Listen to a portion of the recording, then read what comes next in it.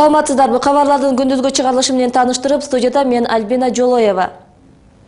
Нокатта дыйкандар туркиялык Сунел табак компаниясы тамекинин түшүмүн арзан баалап жатканын айтып наразы болууда. Жашоочулар белгилегендей, фирма сапаттуу тамекини да экинчи, үчүнчү сорт катары кабыл алып жаткандыктан жыйналган түшүм дагы эле үйлөрүндө турат. Ал эми компания дыйкандар жазында жаңы стандарттар боюнча келишимге кол койгонун негиз кылууда.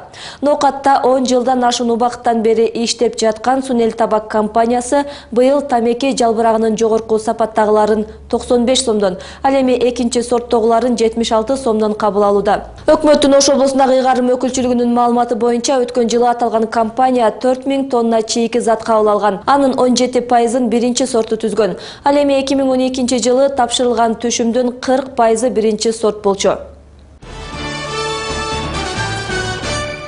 Өзгөчө Кырдаалдар министрлигинин 112 деп аталган жаңы кызматы 15 декабрдан тарта ишке кирет. Жарандар аталган кыска номурга өрт чыккан учурда тез жардам керек болгондо чалып жардам сурашса болот. Башка куткаруу кызматынан айырмаланып 112 кырсык болгон жерге эртерээк жетүүгө багытталган. Бул тууралуу Өзгөчө Кырдаалдар министрлигинен кабарлашты. Аталган долбоорду ишке киргизүүгө жыл башынан бери даярдык жүргөн. Электр энергиясынын жаңы тарифи өлкөдөгү өндүрүш тармагына таасирин тийгизе баштады. Ош шаарындагы айрым өндүрүштүк ишканалар өздөрүнүн продукцияларын жаңы тариф боюнча чыгымын кошуп эсептеп, баасын көтөрүшкөн.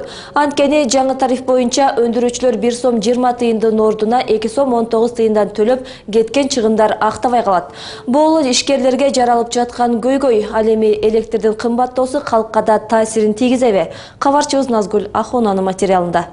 Кыргызстанда электр энергиясына болгон жаңы тариф 11 декабрдан күчүнө кирди. Ага ылайык 700 киловатт саатка чейин колдонгон жеке туракча ээлери 70 тыйындан, андан ашса 2 сом 5 тыйындан төлөшөт.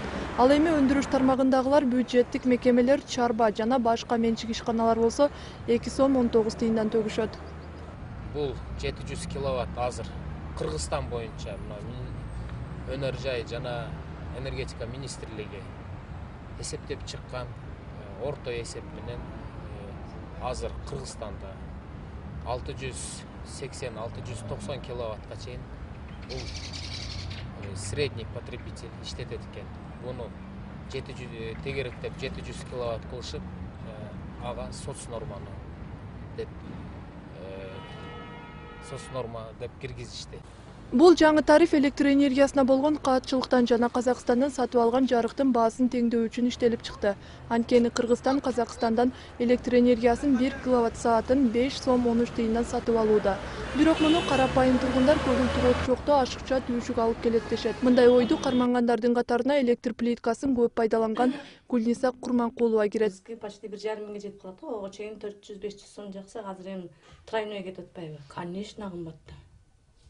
Слишком кымбат, кымбат эмес, дальше кымбат, аябай кымбат. Жаңы тариф эми эле күчүнө кирип, калк азырынча бул сумма боюнча акы төлөп көрө элек. Бирок өндүрүш тармагына таасирин тийгизе баштады.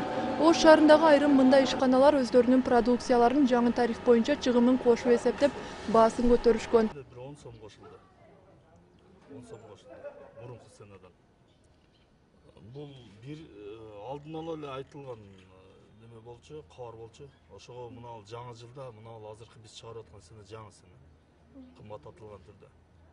Ишкана жетекчилигинин айтымында мурдагыдай 1 сом 20 тыйындын ордуна 2 сом 19 тыйындан төлөп, чыгымдарды кошпогондо актабай калат. Анткени айына цех орточо 15 миң сомдон электр энергиясы үчүн каражат коротсо, эми 99 тыйын кошулганда ал сумманын үстүнө 8 миң сом кошумча төлөшөт. Биздин азыр жаңы жылга ишибиз аябай кызуу кетип атат. Биздин ишибиз ошо токтоо болсо, айла жок, биз төлөйбүз. Эмне кылабыз? Жоктон көрө жогору болот. Өчүп калбаса, айла жок, төлөйбүз. Биз үчүн эң негизгиси өчпөсө. Андыктан экономикалык талдоочулар монополияга каршы департамент бааларды көзөмөлгө алып, жөнгө салыш керек дешет. Антпесе электр энергиясын шылтоолоп, жасалма инфляция болуп кетиши ыктымал. Кээ бир учурда бизде электр энергиясы менен байланышпаган эле тармактарда баа өсүп кетиши мүмкүн. Мисалы, импорт товарларга болгон баа, ал жерде электр энергиясы импорт сырттан ташылып келген баалардын баасына түздөн түз таасирин тийгизбейт. Себеби аларды Кыргызстанда өндүргөн жокпуз. Ошондуктан импорттук товарларга болгон бааны карашыбыз керек. Ошол эле учурда ички рыноктогу баалардын өсүү темпин биз контролдоп жөнгө салып турушубуз керек. Талдоочулар өндүрүүчүлөр үчүн электр энергиясынын баасынын кымбаттыгы эмес, токтун үзгүлтүксүз берилүүсү зарыл дешет. Эгерде жарыкка чектөө кирсе, башка альтернативдүү ыкманы колдонуп, баары бир ошол чыгымдарын кошоорун белгилешет. Эске сала кетсек, Кыргызстан Казакстан менен кыш мезгили үчүн 1 миллиард киловатт-саат электр энергиясын алуу боюнча макулдашуу түзүп, 1 декабрдан бери токту сатып алууда. Назгүл Ахунова, Нурдөлөт Сантаев, Ынтымак.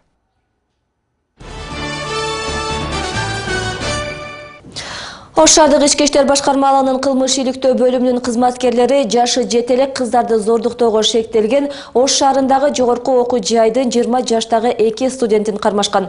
Бул тууралуу Ош шаардык ички иштер башкармалыгынын басма сөз кызматынан кабарлашты. Маалыматка ылайык 2014-жылдын 8 сентябрында болжол менен саат 11:30 убактысында 14 жашар 2 кызды кармалган 2 жаран алдоо жолу менен өздөрү жашаган батирге алып барып, алгач алдап, андан соң күч менен спирт ичимдиктерин Кыздар мас болуп калган убакытта 2 кызды 2 бөлмөгө алып кирип, каршылык көрсөткөндөрүнө карабастан күч колдонуп зордукташкан. Окуя түнкү саат 20:00 чамасында болуп, натыйжада 2 кыз денесине да жаракат алышкан. Учурда бул кылмышка шектүү 2 студенттин үстүнөн кылмыш иши козголгон. Кошумчалай кетсек, тергөө учурунда 8 класста билим алып жаткан жабырлануучу кыздар менен студент жигиттер социалдык түйүн аркылуу таанышкан. Кыргыз-Өзбек чек арасында чыр-чатактар азайды. Бул тууралуу өткөн жума соңунда Ошто 2 мамлекет чек арачыларынын жолугушуусундагы баяндамада айтылды. Маалыматка ылайык, быйыл жыл башынан бери чек арада 5 жаңжал болгон. Анын 4-өндө курал колдонулуп, 2 өлкөдөн бирден жаран каза тапты. Өткөн жылы 13 жолу чыр-чатак катталган эле. Эске салсак, Кыргызстан Өзбекстан менен 1378 километрдей аралыкта чектешет. Анын 371 километрден ашыгырагы тактала элек. Делимитация жана демаркация иштери бир канча жылдан бери аягына чыкпай келүүдө. 2010-жылдан бери коңшу өлкө 2 жака каттоого чектөө киргизген. Жарандар тигил же бул мамлекетке атайын чакыруу кагазы менен гана өтөт.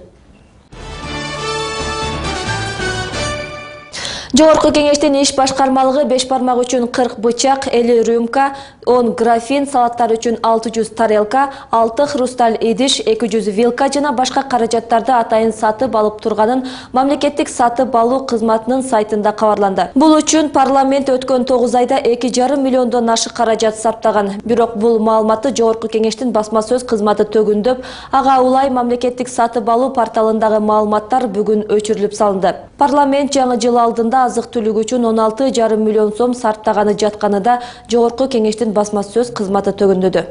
Бул сиздерге жеткирип үлгүргөн акыркы кабарлар болду. Ушул эле маалыматты Ынтымак ЧКТК сайтынан да таанышсаңыздар болот. Иш күнүңүздөр көңүлдүү улансын, саламатта калыңыздар.